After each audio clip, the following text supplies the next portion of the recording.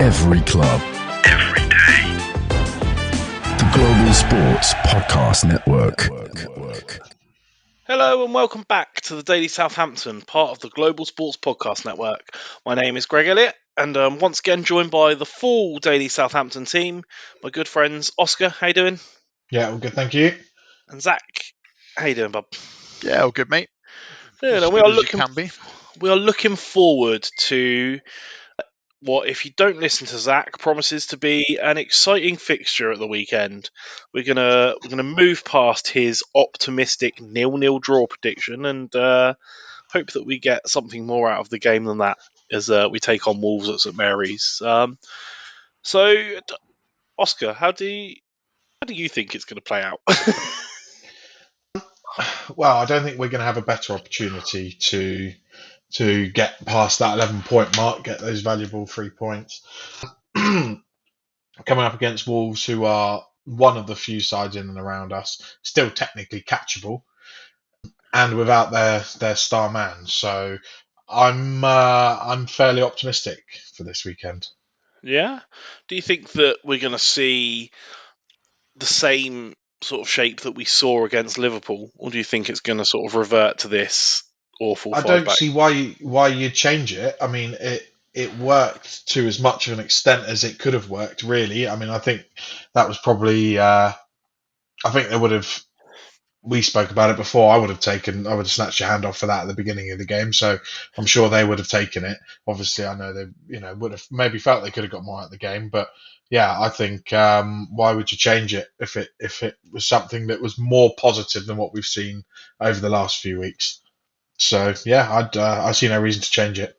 And Zach, if we don't change, I know you were saying yesterday on the crossover that you see a lot of 0-0 in the future, but do you think there's anyone in the team that just has a couple of goals in them that might sort of bring it out of the bag? I really struggle to see that if we score like the last couple of goals we've had, like as much as we joke about how Joe Aribo's our top goal scorer, I guess one of the few positives to take is where we have got goals, they have come from vastly different areas, more out of necessity. So I don't know if there'll be a specific area that could cause it, but stranger things have happened. Like I don't know if I kind of disagree in this fact that I know that Wolves are down the bottom with us. I still consider them to be a much better football club than us. And I think that ever since they've had Gary O'Neill leave, they've got sort of starting to return to where they were. Not quite to like the weird level that Everton are, but I genuinely feel like the teams around us at the moment are Leicester and Ipswich, who are like teams that are probably, let's face it, in all likelihood going down with us. So yeah, and it's really difficult because I can't pinpoint any specific area where I think that we're suddenly going to excel.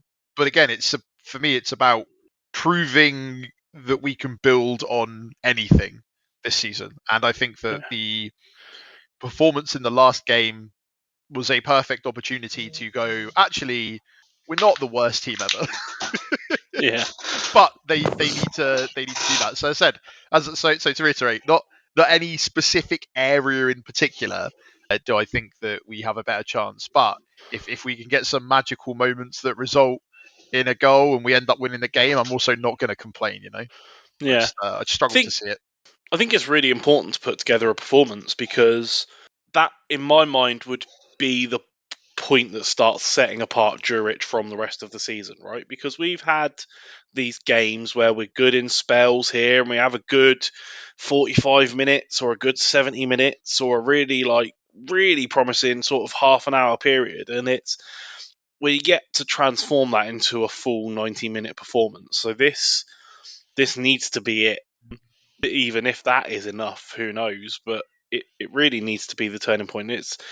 We really need to get the monkey off our back of the home form, I think, because I think I was touched on it briefly in the crossover yesterday. Like it's whatever the opposite of a fortress is. It's going down a rabbit hole. Like playing at home is not something we've been good at this season, and it's something that we're going to need to sort out before we go into the championship next year for sure, because it's not good.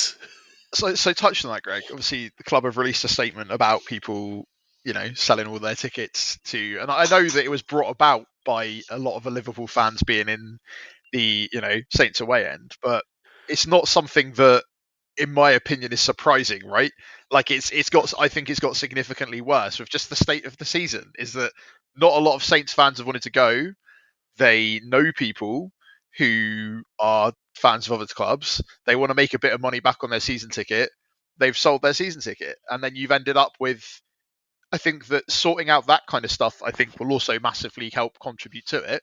Like, I'm pretty sure all of us here have known somebody potentially who's gone to the game using someone else's ticket that's an opposing fan, and it's awful because it's like, if it's somebody and they're like a mate, you don't really want to do it, but it's just feels a bit gross at the moment, and I don't blame anyone for not going, but then I don't think it helps that there are also members of the members, like fans and stuff, that are perpetuating that kind of behaviour by allowing their tickets to be sold or selling it on, and that is resulting in our home end not being really our home I think end. particularly the example that's caused the sort of statement from the club was Liverpool supporters being in the away end at Anfield, which is just nuts. But Yeah, but it's the fact that it took that. Like, we've all known about it. It's constantly spoken about.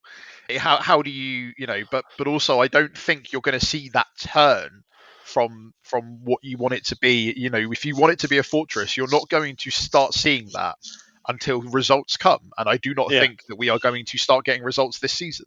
I don't think that I don't want to prematurely start getting on a run, and then all of the players that we have and getting behind the team, and all of a sudden they leave. And I know that we've got at least another couple of 10 games left or something like that. I'm aware that we need to kind of be, to pay attention to them.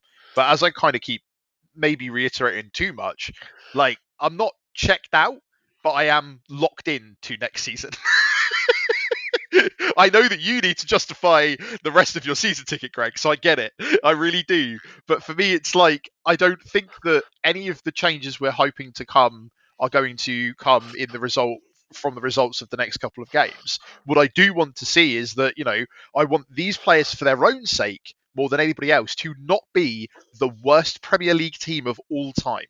And it is up to them to prove it to us. It shouldn't have to be, what can the fans do? What can we do? Like, what can we motivate them? How about, shocker, you try to not be the worst Premier League team of all time? Because I keep reiterating it, that moniker will live with them for the rest of their careers. Because it will be, Jan Bednarek, who was also part of the worst Premier League team of all time.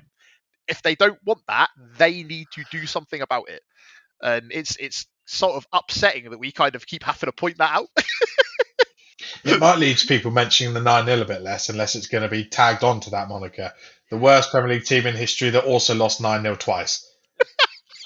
And Bandera was part of all three. Greg, you call me depressing, mate. This is not the upbeat vibe I'm going for, guys. If I'm honest, get there. I'll jump in on with that, Greg. To flip it a little bit, I think that it's the perfect opportunity to build on. I think a lot of people are looking at Johannes Spors that's come in and the interview that he's been doing recently and thinking, okay, we might actually have someone that at least seems to have a plan. Had a future. If you can build on that with a win on Saturday, all of a sudden things don't look as bleak. Maybe a couple of the players that are sort of on the fence about staying or going, maybe think, do you know what, I'll give it a go. So I think there is a positive spin to come from it, but obviously not if we lose 4-0. I think that's fair. I think even if you want to take the sort of negative approach, the chances of us getting absolutely battered with their best player out are slim to none, at least. So I think we might lose graciously, if nothing else. Mate, that is so risky to say. This is Strand Larsen gets a hat trick, like. And not to tempt fate again, but I did see a stat that was going around today that something like 10 of their 14 game-winning goals or assists or whatever have been provided by Cunha. So that makes a difference as well, but not to jinx that, touch wood. That is a stat. Right, okay. That takes us nicely into our first break, and after which we'll be talking about our predicted lineups and how we see it playing out. But first, a message from our partners at Bioniq.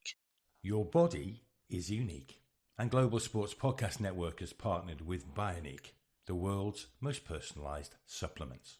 Bioniq provide 100% tailor-made supplements designed to deliver precisely what your body needs at exactly the right levels to optimise your health. No guessing. So click the link in the show notes. Use the code GSPN2025 for 40% off your first month's subscription. Bioniq. Don't settle for off-the-shelf solutions made for just anybody. Get what's right for you right now. Okay, and we are back. So, predicted lineups. I think we alluded to it a bit at the start, but I don't see a need to change much from the starting 11 last week. Is there any sort of points of concern you see that they might change? I think for me, the biggest question mark, I think the team more or less picks itself. I think it depends on what Jan Bednarek situation is, because I know there's certain policies around head injuries. My biggest question mark is striker, shockingly, is who goes up there. Did Grombach do enough to keep a position? Do you throw Till back in there? I've got a bit of a wild card to throw in there. Given that he's played pretty much every position already this season and is our top goal scorer, could we see could Joe Aribo do a job up there? I wonder. Yeah. I mean, he's played higher up in the past, so if we're just randomly chucking people there and hoping someone does a job, then wouldn't mind seeing it. Yeah, absolutely. And then last home game of the season, we could chuck him in goal as well and just give him the full all-rounder medal for the season. Yeah. I actually, joking aside, don't think that's the worst idea. I mean, like you say, he's genuinely our top goal scorer, so maybe that's the answer. I think it's almost harsh by him that he wasn't in the starting lineup at all with the new shape. I don't know. Zach, you're shaking your head. I'm shaking my head because you're there we could put him up front because he's our top goal scorer. I'd understand that if he was our top goal scorer by 3 or 4. He's our top goal scorer by 1. With 3 goals. By this logic, theoretically, if Harwood Bellis gets another one, it's going to be a toss-up between him and Harwood Bellis who goes up front. I think he's not going to do worse than anyone else that's been up there. No, you're right. But also, I don't understand how, in one sense, we can talk about how we want players to be played in their proper position, but then also we'll flip and then be but also just shove anyone up there that can score a goal. Well, the problem is, Zach, that we've only got 2 strikers, neither of which are we willing to play to their style of play that is going to make them good. Both of them are fit, so play them together. Yeah. There you go. Problem solved. There we go. That's the tall Paul Cameron Archer shout for everyone playing match preview bingo. What I also find fascinating is, obviously, we said we don't really want to switch much out, and you said it was hard done by Aribo. Have we all become small bone lovers again now? Is he to start again? I think he had a fine game. Yeah, I think he was okay. I think we talked about it on the Ever Lost episode about tactics, but he's such an easy scapegoat. He is. We're guilty of that as well, but it's because he's such almost an all-round player, but also none of the previous systems, they've kind of exposed his weaknesses rather than playing to his strengths, whereas he seemed to do okay in this sort of role where he was more sort of playmaker almost. But then also, I guess, technically gave away the penalty, although that was soft. I don't know. I probably would have, joking aside, Ugachukwu in there with Aribo.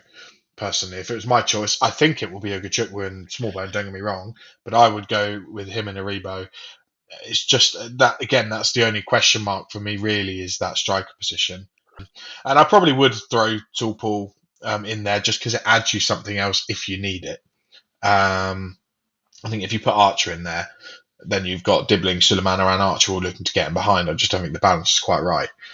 I agree. I think Archer, you probably want to put him up with a 2 if he's going to play. Just put Toolpool in and tell him, don't go further back down the pitch than the D on the Yeah. edge of the box. Just stay in the box, and then when Sulemana or Diblin get in behind and into a position on the wing, there's someone in the box for the ball to bounce off. Yeah, Sometimes that might go in the goal. exactly. If they can angle it right and bounce it off his forehead, they might be able to bounce it into the goal. If he Is actually it? has to head it, there's a difference. But Why do you think it took so long to change the shape? Like, the tactics episode was lost to the ether, and I wasn't a part of it. But it is one of those things where he was not going to be rigid to his system. Then he was really weirdly rigid to his system. Then he said he was going to change. Then he didn't. Then he made a change. And as again, probably the best 45 minutes of football I've seen us play this season, followed by probably the worst 45 minutes. But it's one of those sort of. I really hope we can build off of it, and I really hope that we don't have to make too many changes but it's not like it was a winning side either. So My best guess as to why it I took don't so know. long was be down to fitness, purely of Yeah? centre backs. Yeah, I think it would be confidence around the centre backs, because although Bella Kotchap's come in and done fine, I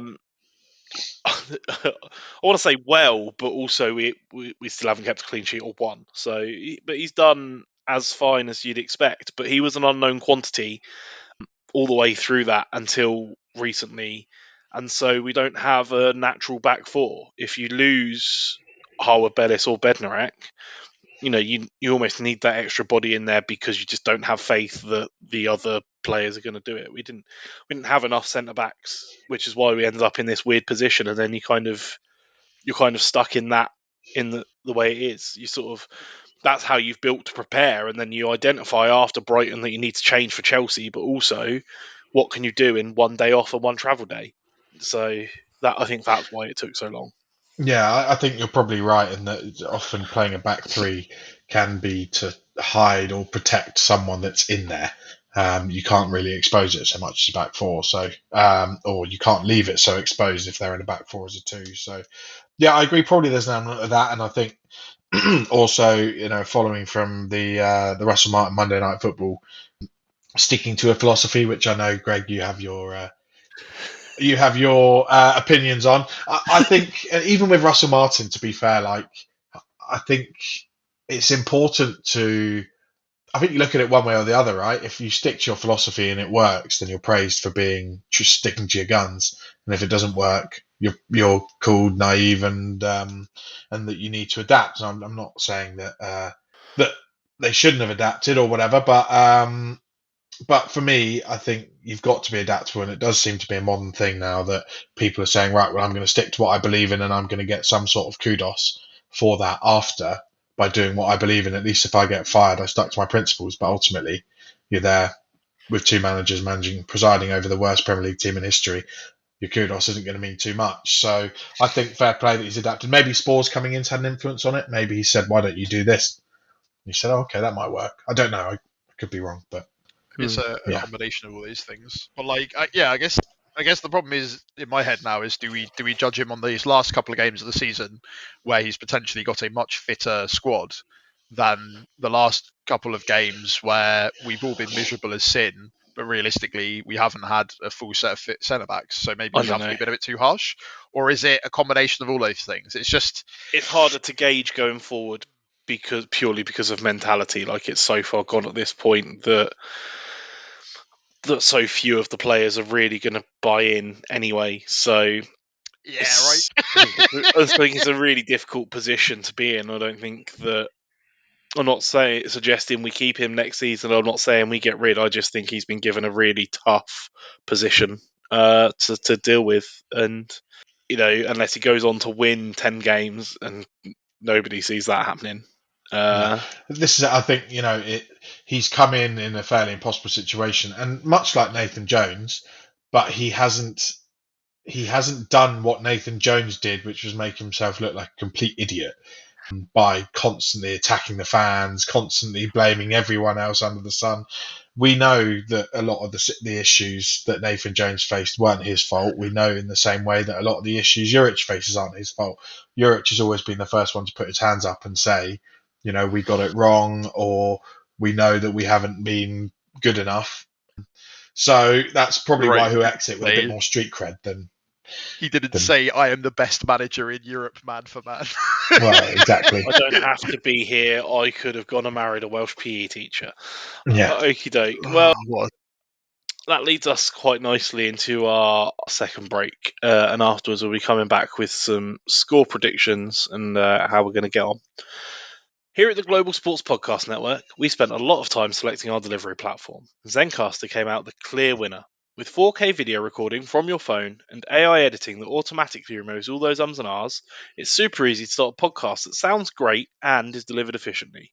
If you're ready to tell your story, check out the link in the show description and learn more about Zencastr. Okay, so we are back. Zach, has our chat cheered you up, put you in a more optimistic mood, or are you still striving for a 0-0?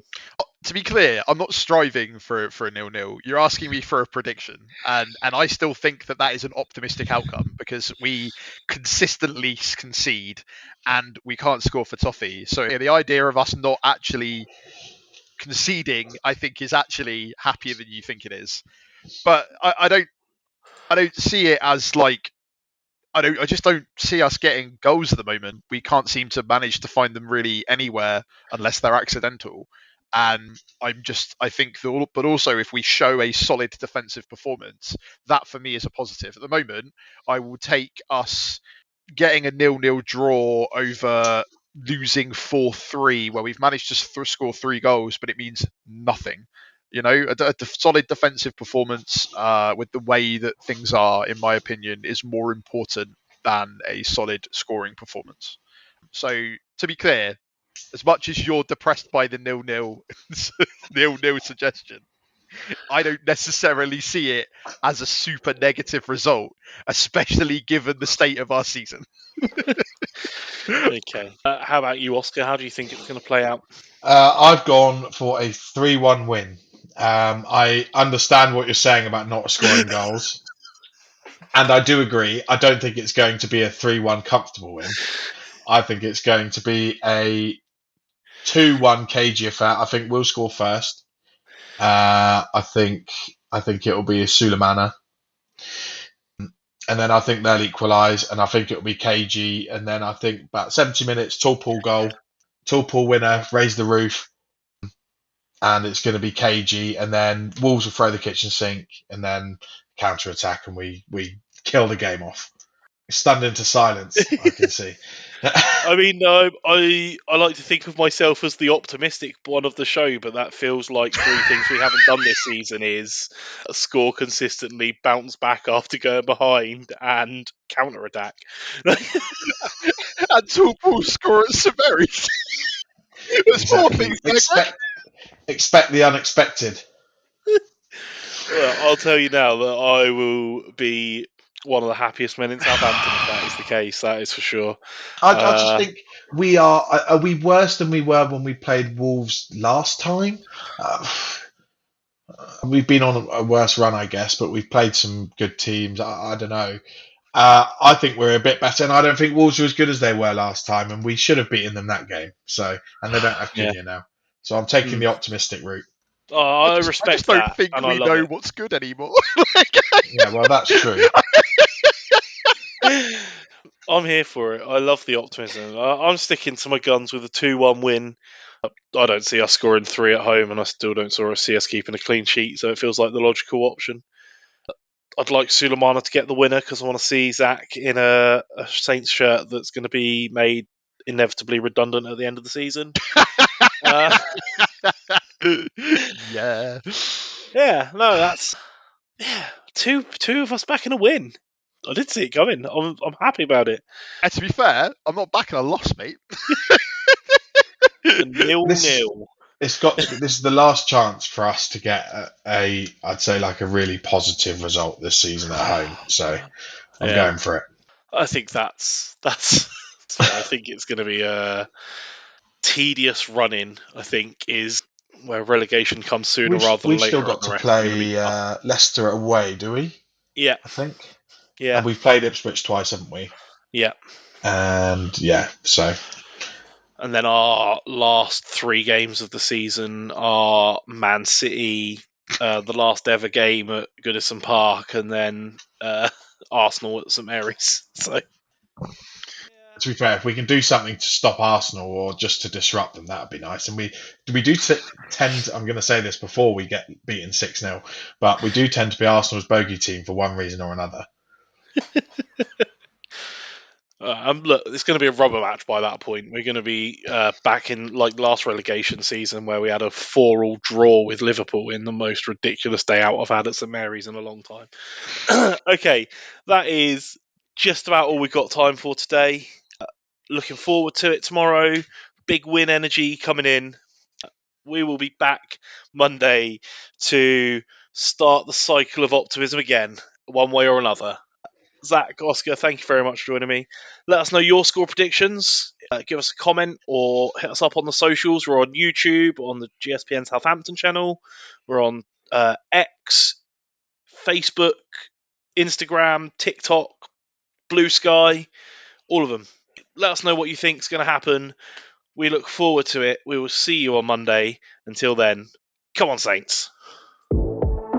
Every club, every day. The Global Sports Podcast Network.